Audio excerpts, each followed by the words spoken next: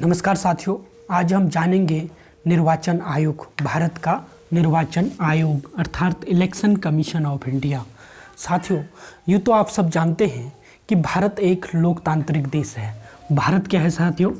भारत एक लोकतांत्रिक देश है। लोकतांत्रिक का मतलब हुआ साथियों कि जो यहाँ की सरकार होगी, लोकतांत्रिक देश हो। लोकतांत्रिक का मतलब हुआ साथियों जो सरकार होगी वह लोगों द्वारा चुनी हुई सरकार होगी। किसकी जो सरकार होगी वह लोगों द्वारा चुनी जाएगी, लोगों द्वारा चुनी जाएगी,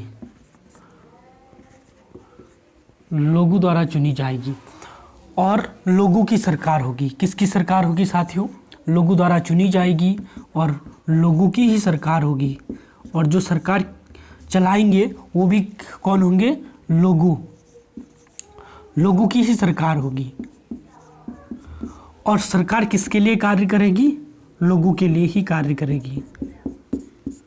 लोग अर्थात देश की जनता, देश के नागरिक, लोगों के लिए। लोग अर्थात जनता। तो साथियों, जो सरकार होगी वह लोगों द्वारा चुनी जाएगी और लोगों की ही सरकार होगी और लोगों के लिए ही कार्य करेगी। ऐसे में यह महत्वपूर्ण हो जाता है कि जो ये चुनाव की प्रक्रिया है, लोगों द्वारा चुनी हुई जो सरकार है, लोग जब अपने प्रतिनिधि को चुनेंगे, जो सरकार चलाएंगे, तो वह प्रक्रिया काफ़ी निष्पक्ष होनी चाहिए और पक्षपात पूर्ण रहित होनी चाहिए। तो ऐसे में एक ऐसी संस्था की ज़रूरत होती है जो इस चुनाव प्रक्रिया को, इस सरकार को चुनने की प्रक्रिया को निष्पक्ष और स्वतंत्र रूप से करवाए। तो साथियों, जो भारत का निर्वाचन आयोग है, इसका यही कार्य है कि चुनाव की प्रक्रिया जो है वह स्वतंत्र और निष्पक्ष रूप से हो। तो चुनाव आयोग का कार्य क्या है साथियों? चुनाव आयोग का जो कार्य है यह है चुनाव को स्वतंत्र तथा निष्पक्ष रूप से करवाए, निष्पक्ष रूप से करवाना। तो साथियों, चुनाव आयोग का कार्य क्या है? चुनाव को स्वतंत्र और निष्पक्ष रूप से करवाना। अर्थात चुनाव आयोग एक ऐसी संस्था है जो चुनाव को स्वतंत्र तथा निष्पक्ष रूप से करवाती है। तो साथियों, अब हम जानते हैं कि भारतीय संविधान निर्माताओं ने कहाँ पर इसका उल्लेख किया। तो साथियों, भारतीय संविधान निर्माताओं ने जो चुनाव आयोग की स्थापना का प्रावधान भारतीय संविधान के ही भाग 15 के अंतर्गत अनुच्छेद 324 में किया गया। तो साथियों, अनुच्छेद 324 में भारत के निर्वाचन आयोग अर्थात इलेक्शन कमीशन ऑफ इंडिया की स्थापना का प्रावधान है। अब जानते हैं कि जो ये निर्वाचन आयोग होगा, इसकी संरचना कैसी होगी। तो साथियों, इसको आप समझ गए होंगे। जो निर्वाचन आयोग का कार्य क्या है? चुनाव को स्वतंत्र और निष्पक्ष रूप से करवाने वाली एक संस्था है और यह चुनाव को करवाती है। और किसका चुनाव करवाती है? सरकार चुनने की जो प्रक्रिया है उसको करवाती है। सरकार जनप्रतिनिधि का चुनाव करवाती है, सरकार का चुनाव कराती है, लोकसभा। अब सरकार चुनाव किस का करवाती है? ये जो भारत का निर्वाचन आयोग है, यह जानना बहुत महत्वपूर्ण है। पहला है राष्ट्रपति का। किसका? राष्ट्रपति का। अब राष्ट्रपति और दूसरा जो चुनाव करवाती है यहाँ उपराष्ट्रपति का, और तीसरा चुनाव कराती है यहाँ लोकसभा का, और चौथा चुनाव कराती है विधानसभा का। तो साथियों, निर्वाचन आयोग किसके चुनाव करवाने हेतु उत्तरदायी है? यह है पहले राष्ट्रपति का, उपराष्ट्रपति का, लोकसभा का और विधानसभा का।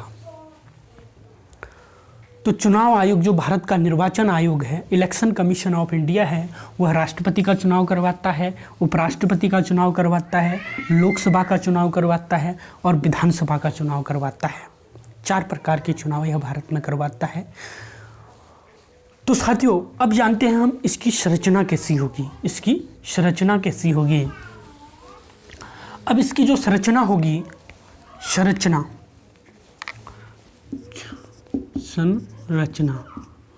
जो संरचना होगी साथियों इसकी, यह जो चुनाव आयोग होगा, यह एक मुख्य निर्वाचन आयुक्त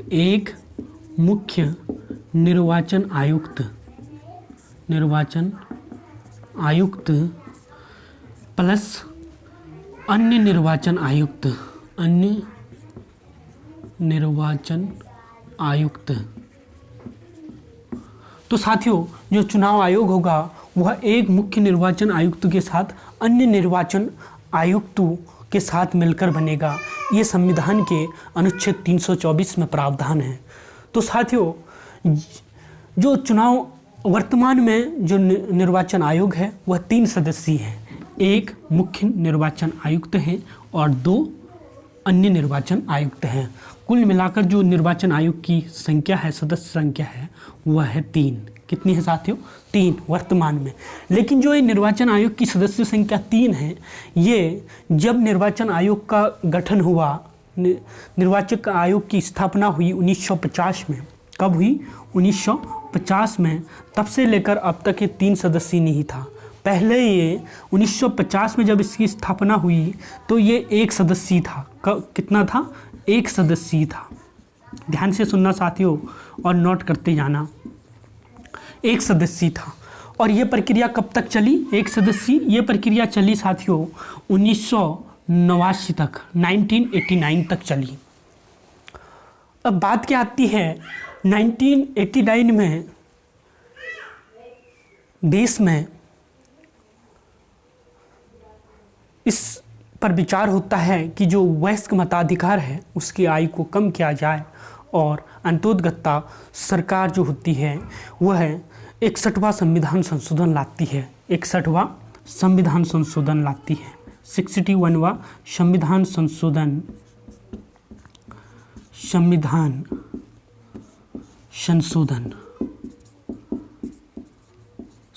संशोधन लाती है 1988 में। कब लाती है साथियों? 61वां संविधान संशोधन लाती है और इसने वयस्क मताधिकार की आयु, इसने क्या किया? वयस्क मताधिकार की आयु को कम कर 21 वर्ष से कम कर 18 वर्ष किया गया, 18 वर्ष कर दिया गया। तो साथियों, 61वें संविधान संशोधन 1988 के द्वारा सरकार ने वयस्क मताधिकार की जो आयु है उसे कम कर कितना कर दिया गया? उसे वयस्क मताधिकार की आयु को कम कर 21 वर्ष से 18 वर्ष कर दिया। तो यह निश्चित रूप से चुनाव आयोग के लिए काफ़ी चुनौतीपूर्ण था। इतने सारे मतदाताओं का पंजीकरण करना, अन्य सारे कार्य करना। तो इसी के माध्यम से सरकार ने मुख्य निर्वाचन आयुक्त थे, जो निर्वाचन आयोग के जो अध्यक्ष के तौर पर कार्य करते थे, ये 1 सदस्यीय हुआ करता था 1950 से 1989 तक।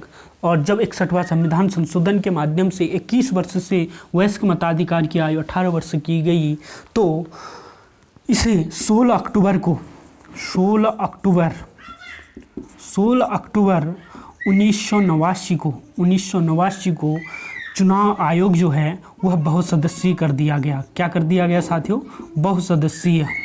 ध्यान से सुनना साथियों और नोट डाउन करते जाना।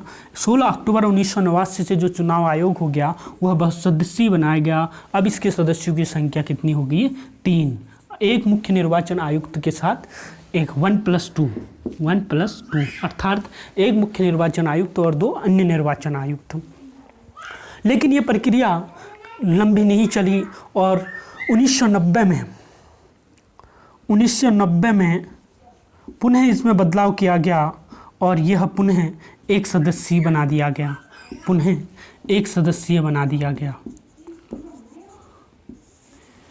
क्योंकि इनमें मतों की भिन्नता हो रही थी और तीनों निर्वाचन जो आयुक्त हैं, तीनों निर्वाचन आयोग के जो सदस्य हैं उनके मत अलग अलग हो जाते थे, इसलिए इसे पुनः एक सदस्यीय कर दिया गया 1990 में। लेकिन फिर इसमें विचार हुआ और 1993 में, कब साथियों, 1993 में, और इसे फिर बहुसदस्यीय बनाया गया, बहुसदस्यीय। 1993 में फिर इसे बहुसदस्यीय बनाया गया और इसकी सदस्य संख्या पुनः 3 कर दी गई, 1 मुख्य निर्वाचन आयुक्त प्लस 2 अन्य निर्वाचन आयुक्त। तो साथियों, जो निर्वाचन आयोग की संरचना है वह यही है। अब वर्तमान में इसकी जो सदस्य संख्या है वह 3 है और तीनों निर्वाचन आयुक्तों को समान अधिकार है। क्या है? समान अधिकार है, समान अधिकार है और समान शक्तियाँ प्राप्त हैं। तो अब बात आती है, तो फैसला कैसे सुनाएंगे जब मत भिन्नता होगी? तो मत भिन्न होने पर फैसला बहुमत के आधार पर लिया जाएगा, बहुमत के आधार पर, बहुमत के आधार पर निर्णय लिया जाएगा, बहुमत के आधार पर निर्णय लिया जाएगा। तो साथियों, जो निर्वाचन आयोग के सदस्य हैं और जो मुख्य निर्वाचन आयुक्त हैं उनकी शक्तियाँ समान हैं, अधिकार भी समान हैं और मत भिन्न होने पर बहुमत के आधार पर निर्णय लिया जाएगा। तो बहुमत का अर्थ ये हुआ साथियों, जहाँ एक मुख्य निर्वाचन आयुक्त सहित 2 सदस्य हैं तो इनमें से 3 में से 2 का मत जहाँ पर होगा वही बहुमत होगा, अर्थात वहाँ उसी राय को मान्य माना जाएगा, उसी निर्णय को माना जाएगा बहुमत का। 2 में से, अगर 3 में से 1 का निर्णय विपक्ष में है, 2 का पक्ष में है, तो 2 का ही मान्य होगा। अगर तीनों के अलग अलग हैं तो किसी का मान्य नहीं होगा। तो साथियों, अब जानते हैं जो ये निर्वाचन आयोग है इसकी नियुक्ति कौन करता है। निर्वाचन आयोग के जो मुख्य निर्वाचन आयुक्त हैं और जो अन्य निर्वाचन आयोग के सदस्य हैं अर्थात अन्य निर्वाचन आयुक्त हैं, उनकी नियुक्ति कौन करता है?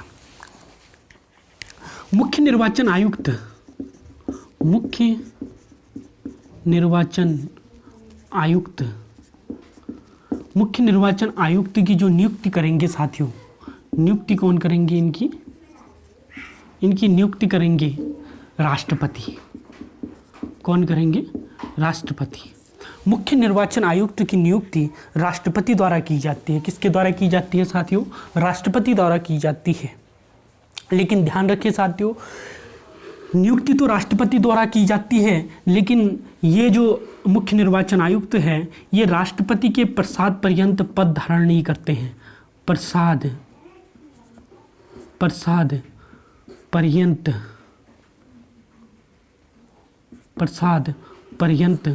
पद धारण नहीं। तो जो निर्वाचन आयुक्त हैं, मुख्य निर्वाचन आयुक्त हैं, इनकी नियुक्ति राष्ट्रपति द्वारा की जाती है, लेकिन राष्ट्रपति के प्रसाद पर्यंत पद धारण नहीं करते हैं। इसका मतलब, प्रसाद पर्यंत का मतलब ये है कि राष्ट्रपति जब चाहे तब इन्हें हटा नहीं सकते हैं। इन्हें सिर्फ उन्हीं आधारों पर हटाया जा सकता है जिन आधार पर, अर्थात निष्कासन, इनका जो निष्कासन है वह निष्कासन सुप्रीम कोर्ट के न्यायाधीश के समान जो हटाने की प्रक्रिया है उसी प्रक्रिया के माध्यम से इन्हें हटाया जा सकता है। अब बात आती है कि सुप्रीम कोर्ट के न्यायाधीश को कैसे हटाया जा सकता है? सिर्फ दुर्व्यवहार और अक्षमता के आधार पर राष्ट्रपति इन्हें हटा सकते हैं। दुर्व्यवहार और अक्षमता, दुर्व्यवहार या अक्षमता,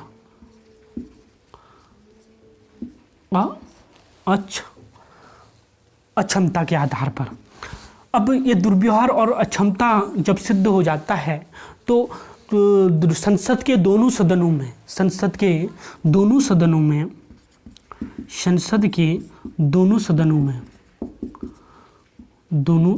में 2/3 बहुमत से, 2/3 के बहुमत से प्रस्ताव पारित होना चाहिए। 2/3 के बहुमत से, 2/3 के बहुमत से प्रस्ताव पारित होना चाहिए, तभी इन्हें हटाई जा सकती है।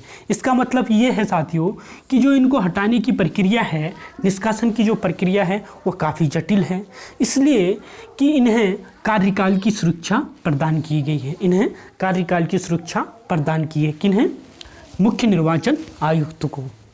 राष्ट्रपति जब चाहे तब नहीं हटा सकते हैं, इनको हटाने की प्रक्रिया काफ़ी जटिल है। तो अब बात आती है कि जो अन्य निर्वाचन आयुक्त हैं उनकी नियुक्ति कौन करेगा। साथियों, जो अन्य निर्वाचन आयुक्त हैं उनकी नियुक्ति भी राष्ट्रपति करेंगे, उनकी नियुक्ति भी राष्ट्रपति करेंगे। लेकिन इस दशा में वह है अन्य निर्वाचन आयुक्त की नियुक्ति के समय वो है जो मुख्य निर्वाचन आयुक्त हैं, ये उस समय चुनाव आयोग के अर्थात भारत के निर्वाचन आयोग के अध्यक्ष के तौर पर कार्य करेंगे, अध्यक्ष के तौर पर कार्य करेंगे और इनसे सलाह ली जाएगी। क्या ली जाएगी? सलाह ली जाएगी। सलाह कौन लेंगे? राष्ट्रपति लेंगे, राष्ट्रपति लेंगे। किसकी नियुक्ति में लेंगे? अन्य निर्वाचन आयुक्त की, अन्य निर्वाचन आयुक्त की, आयुक्त की नियुक्ति में, अन्य निर्वाचन आयुक्त की नियुक्ति में राष्ट्रपति भारत के जो मुख्य निर्वाचन आयोग है उनकी सलाह के अनुसार अन्य निर्वाचन आयुक्त की नियुक्ति करेंगे। और निष्कासन के समय भी जो भारत के मुख्य निर्वाचन आयुक्त हैं इनसे सलाह ली जाएगी और इनके सलाह के आधार पर ही अन्य निर्वाचन आयुक्तों को हटाया जा सकता है। तो साथियों, अब आता है इनका कार्यकाल कितना होगा। साथियों, भारतीय संविधान में जो अनुच्छेद 324 है उसमें कहीं पर भी इसका वर्णन नहीं है कि इनका कार्यकाल कितना होगा। सिर्फ वहाँ पर ये लिखा है कि जो इनका कार्यकाल होगा वह राष्ट्रपति निर्धारित करेंगे, कार्यकाल राष्ट्रपति निर्धारित करेंगे। कार्यकाल कौन निर्धारित करेंगे? राष्ट्रपति द्वारा निर्धारित किया जाएगा। लेकिन वर्तमान में इस कार्यकाल को राष्ट्रपति महोदय द्वारा 6 वर्ष या 65 वर्ष की आयु तक, 65 वर्ष की आयु तक, इनमें से जो भी पहले पूरी हो तब उनका कार्यकाल समाप्त हो जाएगा और वो रिटायर हो जाएंगे। कौन? भारत के मुख्य निर्वाचन आयुक्त और अन्य आयुक्त। तो इनका कार्यकाल राष्ट्रपति द्वारा निर्धारित किया है और ये राष्ट्रपति द्वारा निर्धारित किया जाएगा और राष्ट्रपति ने 6 वर्ष या 65 वर्ष की आयु तक इनका कार्यकाल अभी वर्तमान में निर्धारित किया है।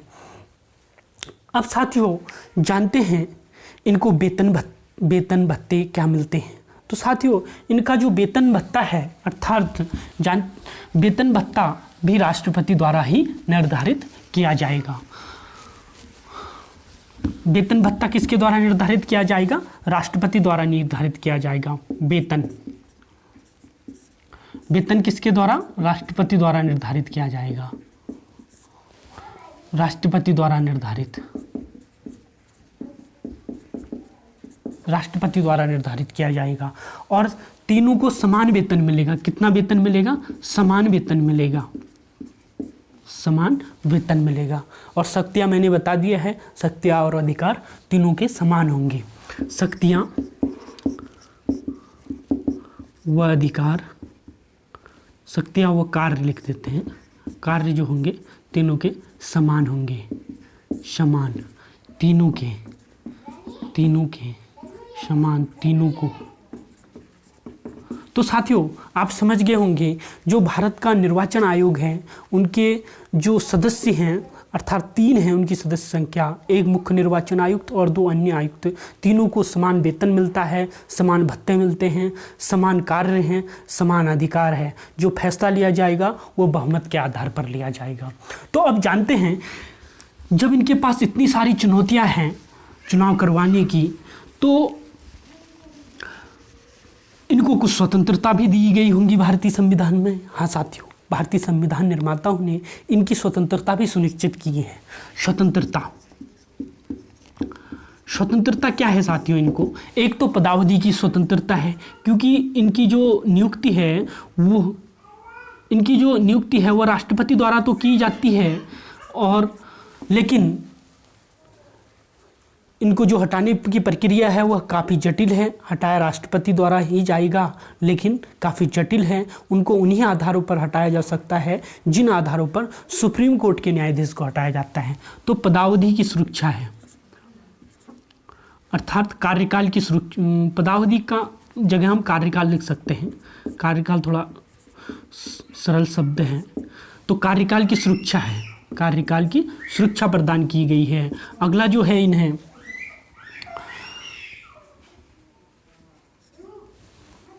जब ये पद पर एक बार इनकी नियुक्ति कर दी जाती है तो इनके वेतन एवं भत्ते में अलाभकारी परिवर्तन नहीं किया जाएगा। वेतन भत्तू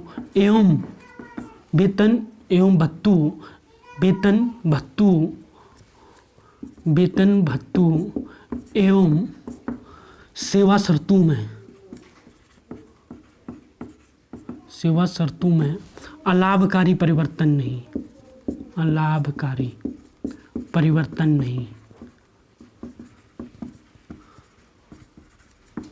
नहीं।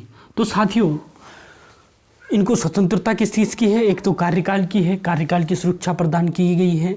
इन्हें उन्हीं आधारों पर हटाया जा सकता है जिस आधार पर सुप्रीम कोर्ट के न्यायाधीश को हटाया जा सकता है। दूसरा है वेतन भत्तों एवं सेवा शर्तों से संबंधित जब इनकी एक बार नियुक्ति हो जाती है तो अलाभकारी परिवर्तन, अर्थात जो इनके हित में न हो, जो इनके लाभ के लिए न हो, ऐसा परिवर्तन नहीं किया जा सकता है मुख्य निर्वाचन आयुक्त तथा अन्य सदस्यों किसी के में भी।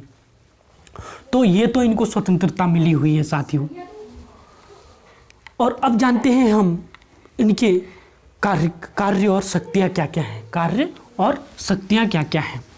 तो जानते हैं साथियों, शॉर्ट में कार्य और शक्तियाँ क्या क्या हैं। वैसे तो आप सब जानते होंगे, क्योंकि जो चुनाव की प्रक्रिया है वह भारत में लगभग 3-4 वर्ष बाद भारत के प्रत्येक क्षेत्र विशेष में चुनाव चलते रहते हैं, कभी विधानसभा के, कभी लोकसभा के।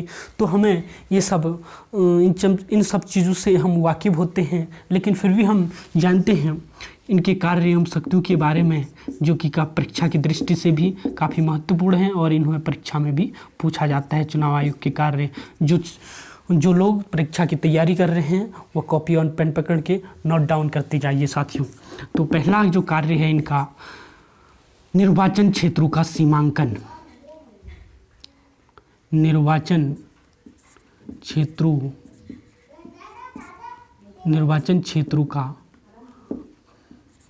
का परिसीमन का मतलब हुआ साथियों कि निर्वाचन पूरे देश को विशेष निर्वाचन क्षेत्रों में बांटा जाता है। जैसे आपने देखा होगा, लोकसभा के लिए एक जनसंख्या के हिसाब से कि पूरे देश में प्रत्येक निर्वाचन क्षेत्र का जो जनसंख्या अनुपात है वो समान रहे, ऐसे निर्वाचन क्षेत्रों में बांटा जाता है। तो इसका जो निर्वाचन क्षेत्र है, निर्वाचन क्षेत्रों का परिसीमन करना इसका पहला कार्य है। अब दूसरा कार्य देखते हैं, निर्वाचक नामावली का तैयार करना। निर्वाचक नामावली तैयार करना।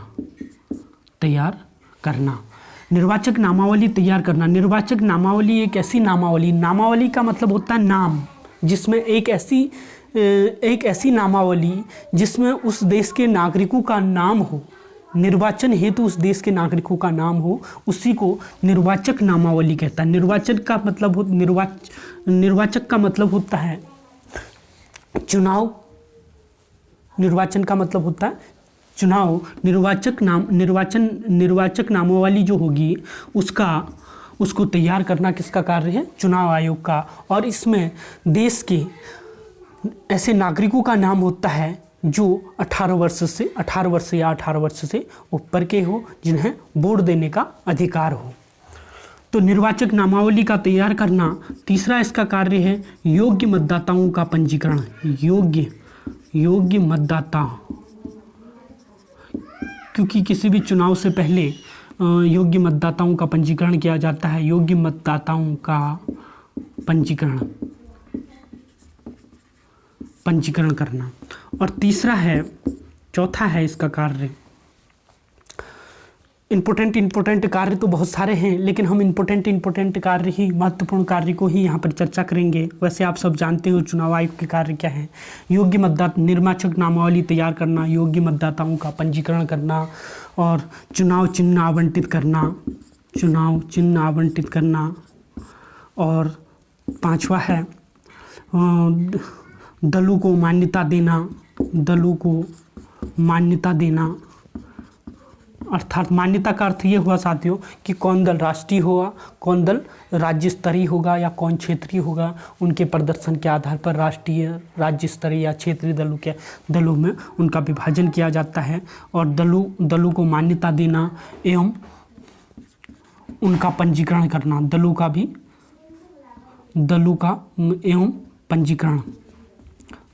पंजीकरण करते हैं।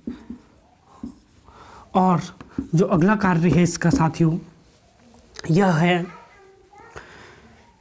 कि जब कभी निर्वाचन चिन्हों से संबंधित या सीमांकन से संबंधित कोई भी विवाद हो तो उसमें यह अर्ध न्यायपालिका की भूमिका निभाता है। एक तो किसमें दलों को मान्यता देने से संबंधित, दलों को मान्यता एवं दूसरा चुनाव चिन्हों का जब आवंटन होता है इसमें कभी विवाद हो जाता है तो यह अर्ध न्यायिक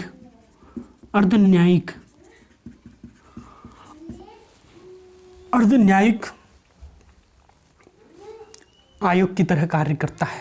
अर्थात ऐसी न्यायिक प्रणाली की तरह कार्य करता है जो इनसे संबंधित विवादों को हल करता है, निर्णय देता है, महत्वपूर्ण निर्णय देता है। चुनाव चिन्हों से संबंधित आवंटन में कभी विवाद हो जाता है या दलों को मान्यता देने से संबंधित विवाद हो जाता है तो इसमें यह अर्ध न्यायपालिका की भांति कार्य करते हैं, अर्थात उसमें निर्णय देते हैं। और देखो एक चीज़ और है, जब कभी किसी क्षेत्र विशेष में या किसी राज्य में, क्षेत्र विशेष में नहीं साथियों, किसी राज्य में राष्ट्रपति शासन होता है और राष्ट्रपति शासन को 1 वर्ष हो गए हैं तो उस दशा में यह राष्ट्रपति को सलाह देते हैं कि वहाँ चुनाव करवाए जाएं या न करवाए जाएं। तो चुनाव करवाने हेतु राष्ट्रपति शासन वाले राज्यों में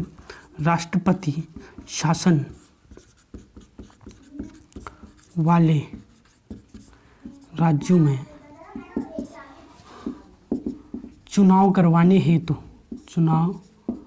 करवाने हेतु राष्ट्रपति को सलाह, किसको सलाह देते हैं साथियों? राष्ट्रपति को सलाह। तो साथियों लेकिन जहां राष्ट्रपति शासन लागू हुआ है उस राष्ट्रपति शासन को लागू हुए 1 वर्ष हो गए होने चाहिए, 1 वर्ष पूरा होना चाहिए, 1 वर्ष पूरा हुआ होना चाहिए, तभी वहाँ चुनाव कराया जा सकता है। अगला चुनाव कब किया जाए तो तब इस बारे में राष्ट्रपति को सलाह देंगे। तो साथियों क्या है, निर्वाचक नामावली को तैयार करना, योग्य मतदाताओं का पंजीकरण करना, चुनाव चिन्ह का आवंटन करना, दलों को मान्यता देना एवं उनका पंजीकरण करना, राष्ट्रपति शासन वाले राज्यों में राष्ट्रपति को सलाह देना वहाँ चुनाव कब करवाई जाए या कब नहीं, या कभी लोकसभा के जो सदस्य है उनकी सदस्यता से संबंधित, उनकी सदस्यता जब कभी खतरे में हो या अयोग्यता से संबंधित जो विवाद हो, सदस्यता की अयोग्यता से संबंधित जो विवाद है उसका निर्णय भी कौन करता है? चुनाव आयोग करता है। उस समय भी यह निर्णय देता है और उस समय भी यह अर्ध न्यायपालिका की भांति कार्य करता है। और अगला जो इनका कार्य है वो है जैसे राज्य विधानसभा के जो चुनाव होते हैं, अर्थात प्रत्येक राज्य में जो विधानसभा के चुनाव होते हैं उसमें भी यह जब कभी उनके सदस्यों की निर्योग्यता से संबंधित कोई विवाद हो तब भी यह राज्यपाल को सलाह देते हैं। उस दशा में साथियों 2 चीज़ें बड़ी ध्यान देने योग्य है। जब कभी लोकसभा के सदस्यों की निर्योग्यता से संबंधित विवाद हो तो राष्ट्रपति को सलाह देंगे। अगर विधानसभा अर्थात जो विधानसभा के सदस्य हैं प्रत्येक राज्य के, उनसे संबंधित जो विवाद होता है तो उसमें यह सलाह देंगे किसको? राज्यपाल को सलाह देगी। कौन देगी? चुनाव, भारत का निर्वाचन आयोग। तो साथियों इसके निर्वाचन आयोग के कार्य ये हैं। और जब चुनाव की घोषणा हो जाती है, चुनाव की तिथि की घोषणा करना और चुनाव के नतीजे कब आएंगे उसके बारे में जानकारी भी यही देता है। कौन? चुनाव आयोग। और जिस दिन चुनाव की तिथि घोषित हो जाती है उसी दिन से आदर्श आचार संहिता लागू हो जाती है पूरे देश में, या किसी राज्य में विधानसभा के चुनाव हो तो वहाँ पर भी। तो आदर्श आचार संहिता लागू हो जाती है। तो आदर्श आचार संहिता को लागू करना भी किसका कार्य है? चुनाव आयोग का। अब आदर्श आचार संहिता क्या होती है साथियों, उसको जानते हैं संक्षिप्त में। आदर्श आचार संहिता, क्योंकि आपने काफ़ी सुना होगा जब चुनाव होते हैं कि आदर्श आचार संहिता का उल्लंघन किया गया है, तो आदर्श आचार संहिता जो होती है, आदर्श आचार संहिता, आदर्श आचार संहिता चुनाव आयोग द्वारा क्या होती है? चुनाव आयोग द्वारा चुनाव हेतु या चुनाव को संपन्न कराने हेतु, चुनाव को स्वतंत्र और निष्पक्ष करवाने हेतु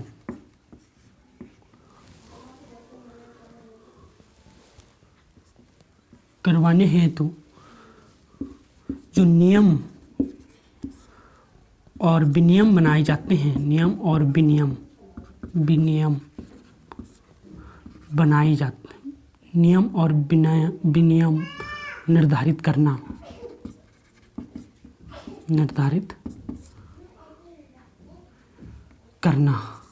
ये भी चुनाव आयोग का कार्य है। तो चुनाव आयोग चुनाव को स्वतंत्र और निष्पक्ष करवाने के लिए नियम और विनियमों की एक श्रृंखला जारी करता है, कुछ गाइडलाइन जारी करता है, विनियमों की सूची जारी करता है जो प्रत्येक नागरिक को तथा प्रत्येक दल को मानना जरूरी है। उसी को हम आदर्श आचार संहिता कहते हैं। और जो इसका उल्लंघन करता है उसके लिए दंड का प्रावधान भी है, यहाँ तक कि उसे अयोग्य भी घोषित किया जा सकता है। तो चुनाव आयोग द्वारा जो जारी दिशा निर्देश है, चुनाव आयोग द्वारा जारी जो दिशा निर्देश है, जो गाइडलाइन है, वही आदर्श आचार संहिता कहलाती है।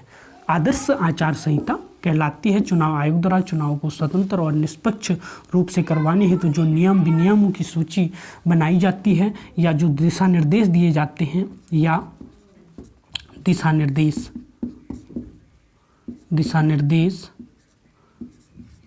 निर्देश होते हैं, उसी को आदर्श आचार संहिता कहते हैं। अब ये आदर्श आचार संहिता जो होती है, जिस दिन चुनाव की तिथि घोषित हो जाती है उस दिन से जारी रहती है और चुनाव के नतीजे आने तक यह जारी रहती है। चुनाव की तिथि की घोषणा से प्रारंभ होती है और चुनाव के नतीजे जिस दिन आ जाते हैं उस दिन यह समाप्त हो जाती है।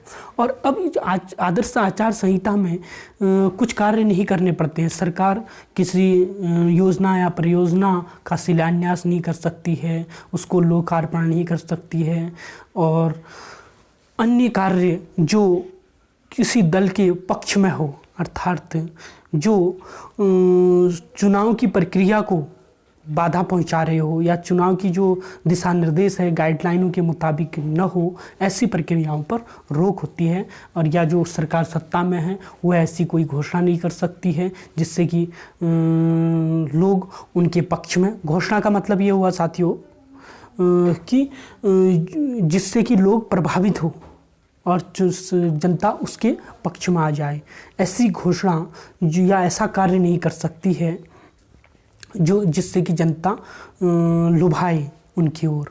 तो इन चीज़ों पर पाबंदी रहती है चुनाव के दौरान, वो आदर्श आचार संहिता में जारी कर दिया जाता है। तो इन जैसे शिलान्यास है, मैंने बताया किसी परियोजना या परियोजना का शिलान्यास या लोकार्पण नहीं कर सकती है। और प्रत्येक निर्वाचन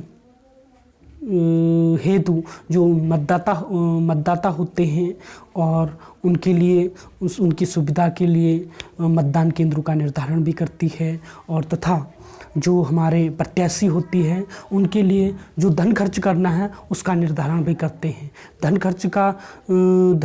खर्च की जो सीमा है उसको भी करते हैं कि लोकसभा के लिए आप इतनी लाख तक खर्च करेंगे, विधानसभा के लिए इतने तक खर्च करेंगे। उसका निर्धारण इसलिए करती है कि कोई आर्थिक रूप से कमज़ोर प्रत्याशी है तो उसके ऊपर उसे ये न लगे कि कोई जो आर्थिक रूप से संपन्न है वो सारे मतदाताओं को अपने पक्ष में कर ले पैसे बांट के। तो इन सब चीज़ों पर रोक लगाने हेतु प्रत्येक प्रत्याशी बराबर खर्च करे, चाहे आर्थिक रूप से कमज़ोर हो चाहे संपन्न हो।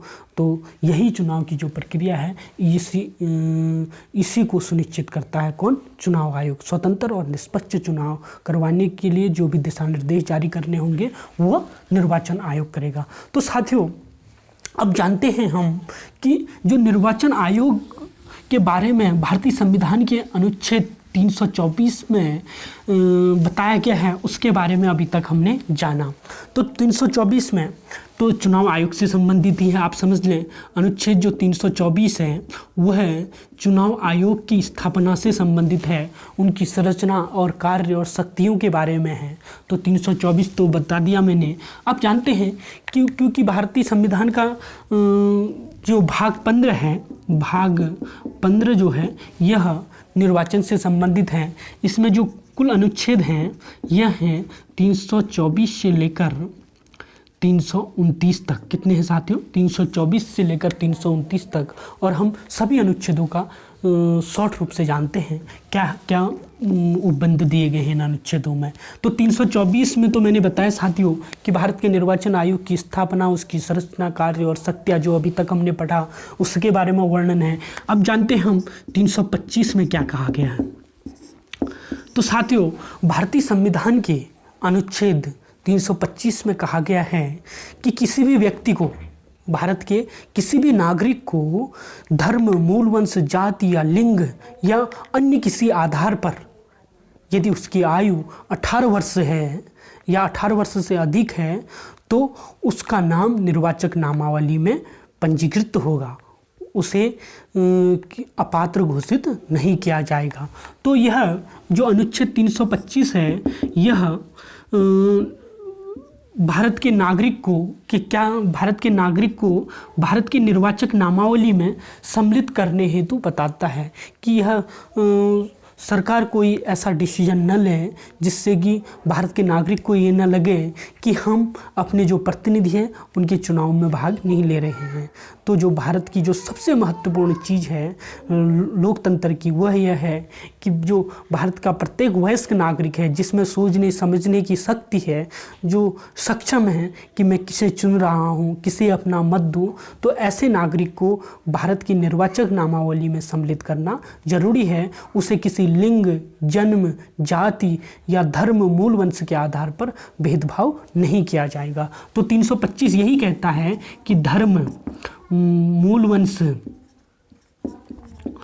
वंश, जाति, लिंग या अन्य आधारों पर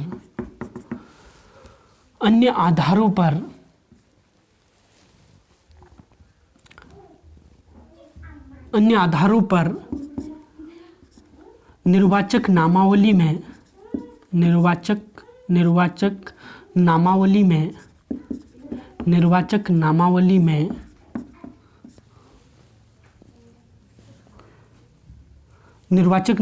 में सम्मिलित करने से नहीं रोका जाएगा। तो इसका मतलब ये है साथियों कि भारत के प्रत्येक नागरिक को भारत की जो निर्वाचक नामावली है उसमें सम्मिलित किया जाएगा, बशर्ते वो है शर्त भी है साथियों कि वह अपराधी या चित्त विकृत न हो, अपराधी या चित्त विकृत न हो, तो ऐसे व्यक्तियों को मत देने का अधिकार नहीं है। तो भारतीय संविधान में अपराधी को तथा चित्त विकृत व्यक्ति को मत देने का अधिकार नहीं है, क्योंकि अपराधी तो जेल में रहता है और वो अपराधी है और अपराधी उसने इसलिए किया है तो उसे मत देने का अधिकार नहीं है। आप समझ रहे होंगे। और जो चित्त विकृत व्यक्ति है, चित्त विकृत का मतलब है कि ऐसा व्यक्ति जो उस समय जब निर्वाचक नामावली तैयार हो रही हो उस समय वह सोचने और समझने की शक्ति न रखता हो, क्षमता न रखता हो, अर्थात क्या सही है क्या गलत है अपने अंतःकरण से निर्णय न ले पा रहा हो, तो ऐसे व्यक्ति को भी चुनाव में मत देने का अधिकार नहीं है। तो अनुच्छेद 325 यही कहता है कि किसी भी व्यक्ति को धर्म, जाति, लिंग या अन्य आधार पर भेदभाव नहीं किया जाएगा, बशर्ते वह अपराधी या कोई चित्त विकृत व्यक्ति न हो, तो सभी को सम्मिलित किया जाएगा किसमें? निर्वाचक नामावली में। और अगला जो है, अब अगला अनुच्छेद जो आता है अनुच्छेद 326, ये बहुत महत्वपूर्ण अनुच्छेद है। अनुच्छेद 326 काफ़ी महत्वपूर्ण अनुच्छेद है। यह कहता है कि भारत के प्रत्येक नागरिक को जिसकी आयु 18 वर्ष से है, 18 वर्ष के नागरिक को, जिसकी भारत का प्रत्येक नागरिक जिसकी आयु 18 वर्ष है, 18 वर्ष के नागरिक या उससे अधिक, 18 वर्ष या उससे अधिक के नागरिक को, पूरा लिख देता हूँ, 18 वर्ष या 18 वर्ष या उससे अधिक कितना भी, 18 वर्ष या 18 वर्ष से ऊपर कितनी भी आयु का हो, प्रत्येक व्यक्ति को मत देने का अधिकार है। तो ये कहता है कि प्रत्येक व्यक्ति को क्या है? मत देने का अधिकार है। प्रत्येक 18 वर्ष या उससे अधिक व्यक्ति को, 18 वर्ष या उससे अधिक आयु वाले नागरिक को, उससे अधिक आयु वाले देश के प्रत्येक नागरिक को, देश के प्रत्येक नागरिक को मत देने का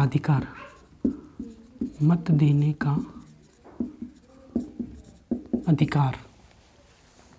तो साथियों, अनुच्छेद जो 326 है यह वयस्क मताधिकार की बात करता है। पहले जो वयस्क मताधिकार था वह 21 वर्ष था, मैंने पहले बता दिया है। और 1961वें संविधान संशोधन अधिनियम 1988 के द्वारा सर्वप्रथम 15 अक्टूबर 1989 से यह आयु कितना होगी? 15 अक्टूबर 1989 से यह आयु 18 वर्ष कर दी गई। कितने वर्ष से? 21 वर्ष से 18 वर्ष कर दी गई। तो साथियों, अनुच्छेद 326 जो कहता है वह वयस्क मताधिकार के बारे में कहता है। अब बात करते हैं अनुच्छेद 327 के बारे में। अनुच्छेद 327 कहता है, ध्यान से सुने साथियों, नोट डाउन करते जाइए। अनुच्छेद 327 और अनुच्छेद 328 को हम साथ साथ पढ़ेंगे। 328 तो अनुच्छेद 327 जो है, ये नहीं दिख रहा होगा शायद, मैं ब्लैक पेन से लिख देता हूँ। अनुच्छेद 327, 328 जो ये हैं, अनुच्छेद 327 संसद को शक्ति प्रदान करता है। किसको शक्ति प्रदान करता है? संसद को शक्ति देता है। और अनुच्छेद 328 किसको शक्ति देता है? राज्य विधानमंडल को। किसको शक्ति देता है? राज्य विधानमंडल को। ध्यान से सुने साथियों, अनुच्छेद 327 संसद को शक्ति देता है, अनुच्छेद 328 राज्य विधानमंडल को शक्ति देता है। अब क्या शक्ति देता है? ध्यान से सुने कि संसद को शक्ति है भारतीय संविधान के अनुच्छेद 327 के अंतर्गत क्या शक्ति है? वह निर्वाचन क्षेत्रों के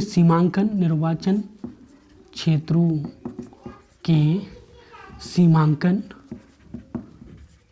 अर्थात निर्वाचन क्षेत्रों का निर्धारण करना, निर्वाचक नामावली तैयार करना, पहला। दूसरा, निर्वाचक नामावली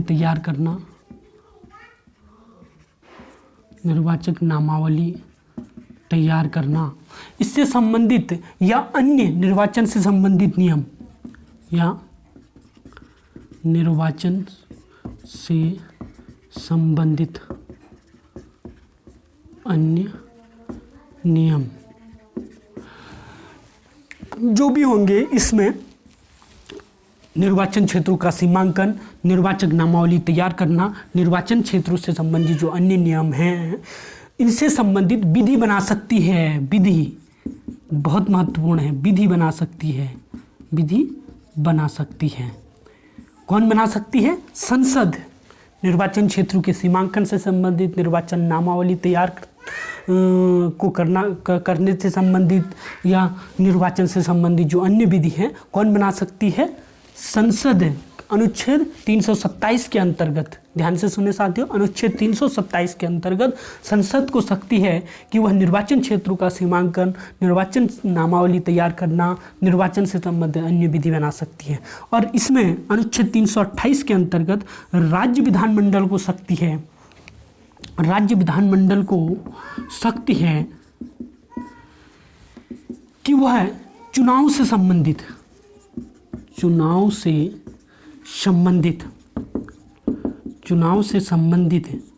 कोई विधि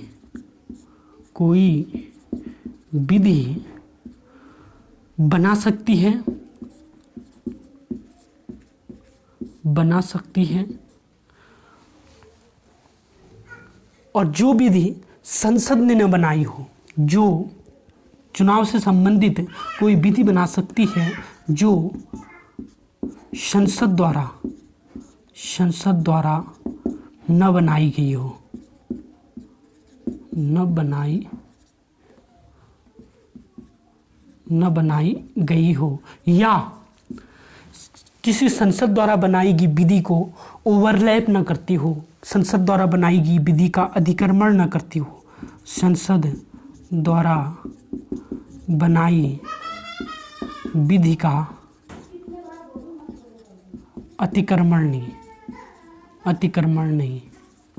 तो साथियों, अनुच्छेद 328 कहता है कि राज्य विधानमंडल को शक्ति है कि वह चुनाव से संबंधित, चाहे निर्वाचक नामावली को तैयार करना हो, निर्वाचन क्षेत्रों का सीमांकन करना हो, या अन्य चुनाव से संबंधित कोई विधि हो जो संसद ने न बनाई हो, या ऐसी विधि को बना सकती है जो संसद ने न बनाई हो, और ऐसी विधि को नहीं बनाएगी जो संसद द्वारा बनाई गई विधि का अतिक्रमण करती हो, अर्थात जो संसद ने विधि बनाई है उसका उल्लंघन करती है। तो राज्य विधानमंडल को भी शक्ति है किसके चुनाव के संबंधित, चाहे लोकसभा के हो, चाहे राज्य विधानसभा के।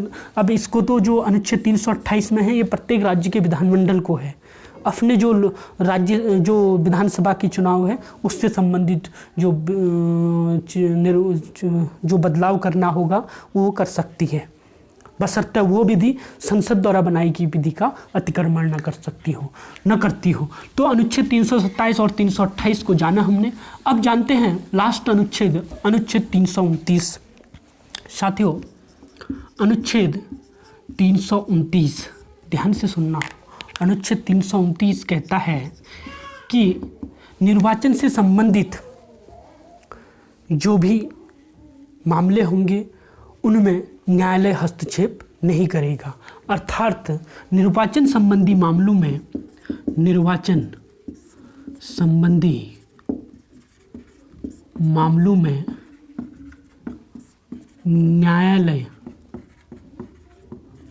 के